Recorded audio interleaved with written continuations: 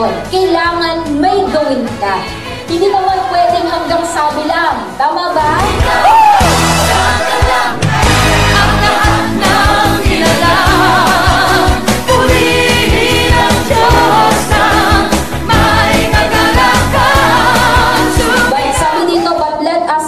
Forget that there are also situations that we need to act for the promise to come to a fruition.